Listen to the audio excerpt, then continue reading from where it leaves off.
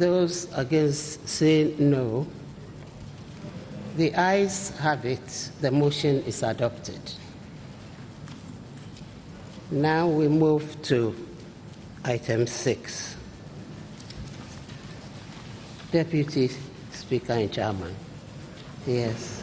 Thank you, Madam Speaker. Madam Speaker, I beg to move that this House adopts the report of the Appointment Committee on His Excellency the President nominee for appointment as the Vice President. Madam Speaker, in so doing, I present the committee's report. Madam Speaker, I urge the Hansard Department to capture the full report whilst I read the introduction and the conclusion. Madam Speaker, His Excellency President John Dramani Mahama, in a letter dated 1st August 2012, communicated to Parliament for the approval of the nomination of Mr. Kwesi Bekoe Amissah-Arthur for appointment as Vice President of the Republic of Ghana, pursuant to Article 6010 of the Constitution. In accordance with Order 172.2 of the Standing Orders of the House, the nomination was referred to the Appointment Committee for consideration and report. The name of the nominee was subsequently published in the media in accordance with Standing Order 172.3. Memoranda were also invited from the public as part of the mechanism to ensure that the nominee satisfied the requirements of the Constitution. Madam Speaker, conclusion. The Appointment Committee has carried out its duty diligently in accordance with the 1992 Constitution and the standing orders of the House with respect to the nomination of Mr. Kwesi Bekoe Amissah-Arthur for appointment as Vice President of the Republic of Ghana. The committee is satisfied that Mr. Amissah-Arthur has fully met the requirements of the Constitution and therefore respectfully recommends his nomination to the House for approval by consensus. Madam Speaker, I beg to move. Yes. Honorable Minority Leader, second the motion. Madam Speaker, I rise to second the motion. But in doing so, I would draw attention to page 8 of the report. I think there is a misstatement of what the nominee said to us under currency exchange rate and elections. The opening sentence has it that the nominee confirmed the assertion that every election year the country experiences some economic instability, saying that the best example in recent times was 2004. Madam Speaker, what he said was the exact opposite of what has been captured here. What has been captured here makes it appear as if 2004 was the worst period when we experienced economic instability. What he said was indeed to confirm the general assertion that every election year the country experiences some economic instability, but noted that there are some exceptions. The best example in recent times was 2004. I think that captures it better. So if I may repeat, Mr. Chairman, we could just amend that portion. The nominee confirmed the general assertion that every election year the country experiences some economic instability, but noted that there are some exceptions. The best example in recent times was 2004. Madam Speaker, subject to that, I second the motion. The Minister of Roads is challenging what I'm saying, but he wasn't even there. Madam Speaker, that exactly is what was said, and those of us who were there and everybody who heard would attest to what I'm saying. Yes. Madam Speaker, as has been alluded to by the report of the Appointment Committee circulated to members, the event of the sudden untimely transition of the President, His Excellency Professor J.E. Mills, which has occasioned the current circumstances that we find ourselves in, is exceptional. Given the cause of the President's discontinuance in office, the nation has been thrown into a state of mourning. Against that backdrop, various suggestions as to how Parliament must exercise its approval came to the fore. The committee indeed had to walk a very tight rope, and at the end of the day, we believe the resort of the committee would provide a useful platform to launch the process forward, should it perish the thought, touch wood, happen the next time. Madam Speaker, not to be long-winded, I second the motion, and as I indicated, the committee imposed upon itself some restraint. We believe if maybe we should even give vent to further articulation, it may unnecessarily provoke certain digressions. In the circumstance, Madam Speaker, by consensus, we recommend the nominee to this House for approval. I thank you for the opportunity. Thank you, Honourable Minority Leader. Honourable members, motion has been moved and seconded. It is for consideration of the House. Yes, any contributions? Yes. Madam Speaker, there's a certain understanding between both sides that after I've moved the motion and seconded, the question be put. Okay. And therefore, I invite you to put the question. Thank you. Yes. The question is, honourable members, as many as are in favor of the motion say aye. And as many as are against the motion say no.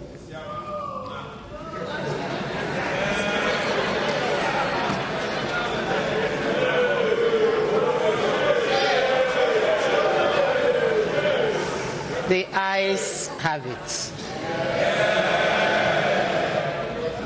Honourable members, the motion is adopted. The House has accordingly approved the nomination of Mr. Kwesi Bekoe Amissah-Arthur for appointment as Vice President of the Republic of Ghana in accordance with Article 60(10) of the 1992 Constitution.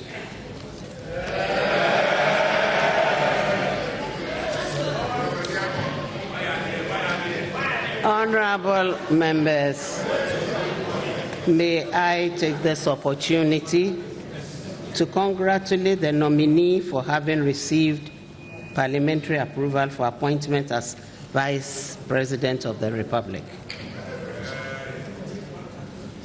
Honourable members, the House, having approved the nominee as Vice President of the Republic of Ghana, I shall now suspend sitting to constitute the House for the swearing of the approved nominee as Vice President.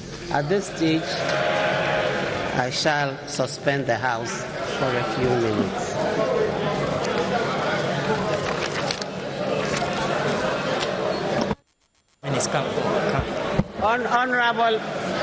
Honorable, yes.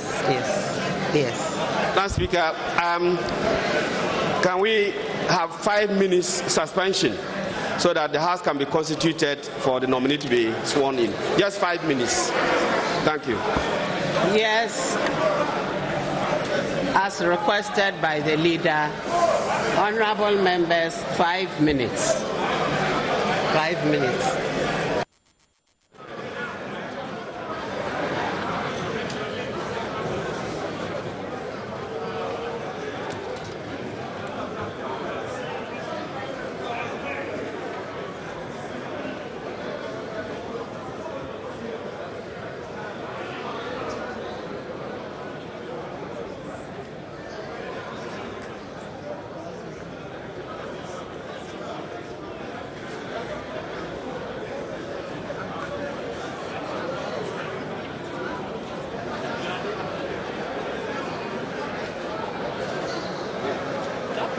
I beg, if you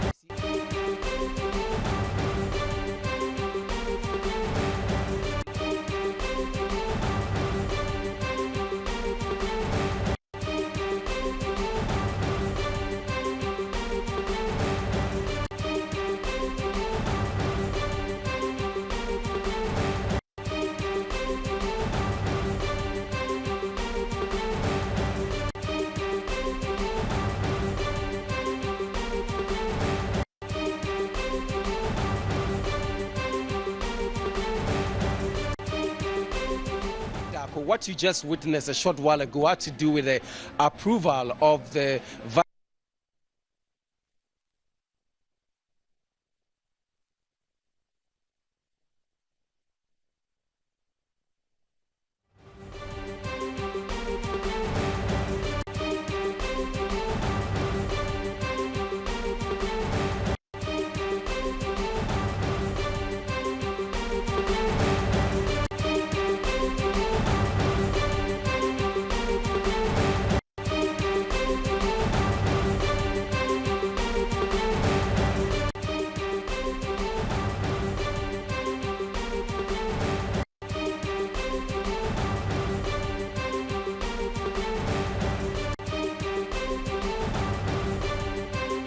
such an incident? I think so. I think it's historical, not only for me, but most of us journalists here today. And you can bear witness with me that almost all of Ghana's journalists are here today. It's a very historical event.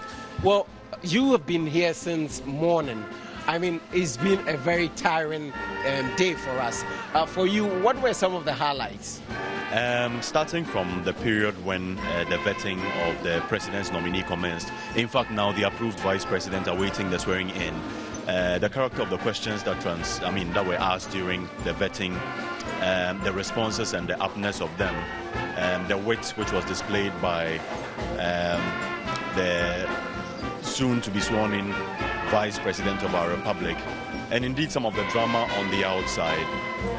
You saw supporters of the party, well-wishers and friends gather at the background where the car park is located to celebrate in advance, even though there wasn't the indication that consequently the nominee would be approved.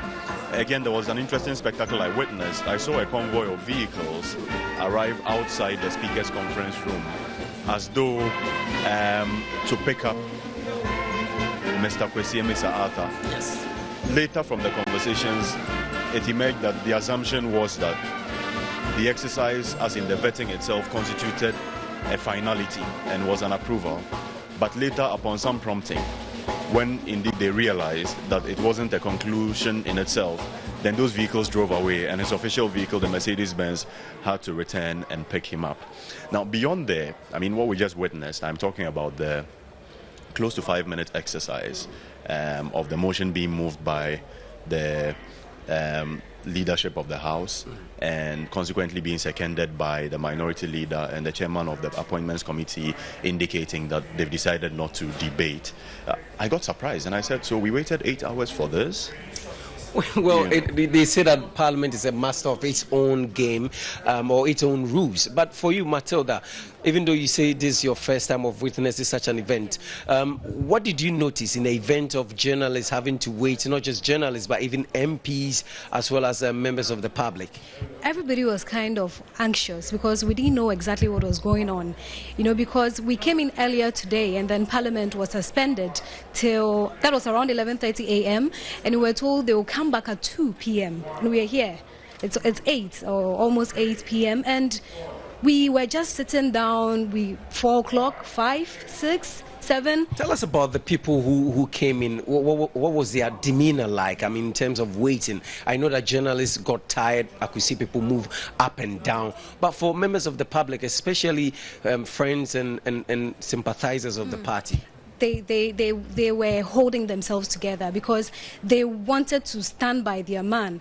And as for journalists, even though we were tired, we knew we couldn't just leave. This is not an occasion that you can just get up and leave. But what surprised me was when both the minority side and majority side said that they had approved him. Because, after the vetting, I spoke to a few members, and some of them were even though the general impression was that the man did very well, he was very knowledgeable, there were some few members of parliament who were saying that obviously the man has, been a deputy minister before, he's now the governor of Bank of Ghana. So, and most of the questions were not probing enough, and that there were also some suggestions that, there was no way he couldn't have answered some of the questions. And I remember one of the ministers also telling me that 2 hours was not enough to delve deeper into some of the issues. So I was very much surprised. I thought it was going to be the usual long hours.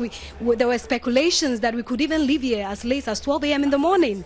So, just coming up and saying that we've approved him, probably I would say it's worth the wait then. Okay, so you're still live on the Joy News channel on Multi TV. My name is Sami Dak. I'm here with Bernard Nasser Asaibu and Matilda. What has just gone by was the swearing in, but the swearing in is going to take place in 5 minutes, as the Speaker announced to members of Parliament. So Parliament currently has suspended sitting, awaiting and that period in which the Chief Justice will officially come into the building with Mr. Amissah-Arthur. I'm told that Mr. Amissah-Arthur is actually in the Parliament building. Bernard, you saw the Chief Justice walk in. Yeah. I mean, tell us a bit about her. I mean, she came in a convoy, I noticed. She came in a convoy, and noticeably the convoy was quite a silent one. It wasn't the type you would find with a lot of the sirens and the horns tooting to the high heavens. It was a relatively silent convoy she arrived with, and a relatively short number of vehicles, close to about 5 or so. She got in, I think it was around 6:30. So if my calculation is right, she's been waiting for close to an hour and a half now. Yes, and Mr. Amissah-Arthur is also equally in the building. Did you see him? Those are the indications we get, but there was a second convoy which also arrived. And obviously, because of the darkness and the distance between us and the convoy, it got quite difficult to be able to identify the figures emerging from the vehicle. Except, of course, the word around is that he is in the building and he'll be ushered into the chamber together with the Chief Justice for the next line of activity to commence. Well, we do not expect this proceeding to drag, but knowing Parliament very well, anything can happen. They gave the members of the public as well as the parliamentarians 5 minutes, but we're not too sure if they're going to comply with the time. But in the meantime, what is happening is that members of the public as well as MPs are being treated to some form of music, patriotic music, by the Ghana Police Brass Band. And that's what you're hearing in the background, all in waiting for this official swearing in of the Vice President nominee, Mr. Kwesi Amissah-Arthur.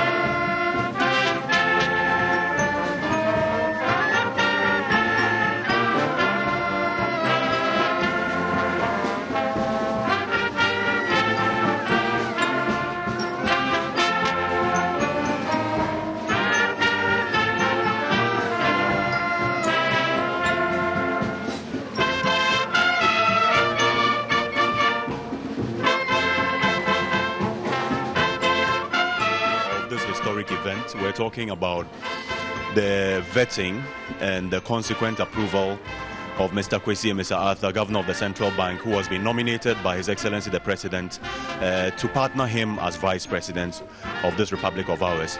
A couple of moments ago, the House approved the nominee for consequent appointment as Vice President of our Republic. What's going to happen now is that the Speaker has suspended sitting for a couple of moments. She stepped out together with the Chief Justice and the nominee. They will return into the chamber and the nominee will be sworn in, and effectively he will take over as Vice President of our Republic. I'm here with Seth Ofori. He's quite a popular face within the NDC. Seth has been here since morning, I guess. Sure. How's it been? It's been a marathon day filled with activity. Tell me, how have you been coping with it? I mean, we were waiting for how long? Close to 8 hours? Yeah, but we are very committed to the process. We are very trying to make sure that he gets the nod, and almost everything is true. We are waiting for the official ceremony.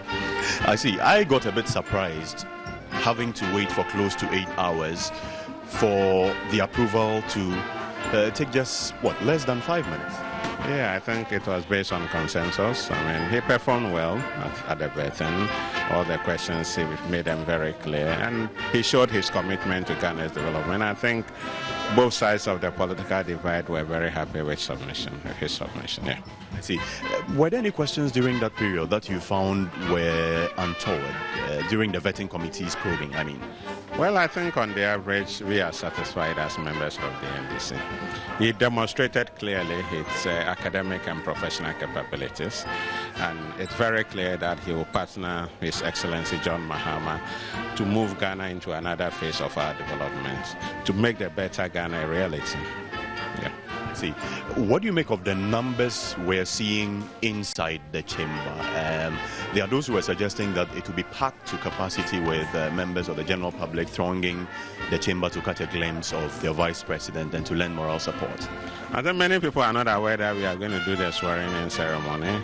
Those of us hanging around, even at the time we were not sure, but then at the end of the day, it's going to take place. So maybe as people here, they will troop in. I am satisfied because even with no information, people are here to grace the occasion. I see. Very well. As we wrap up our conversation, tell me, we've had to wait for a considerable length of time. What were you up to during the period? I mean, for me as a journalist, I was nosing around to see if there were any developments I could pick up and report on. I saw my colleagues too saying, members in the gallery who are just relaxing, some were strolling in and out. You? Well, I think I try to sometimes sort you, the journalists, out as far as some issues are concerned. And also as a member of the NDC, I was nosing around, making sure I follow the process and also know what was happening as you also were doing. And I think at the end of the day, we've got to almost the end of the whole show. Seth, thank you very much for speaking to us. You heard Seth Ofori. He's one of the very popular figures within the NDC. We're returning to our studios where we'll bring you live coverage of developments in here in Parliament. My name is Bernard Saibu. This is Joy News on your multi-TV Digibox. We're bringing you live coverage of development in Parliament as far as the approval of the President's nominee for appointment as Vice President is concerned.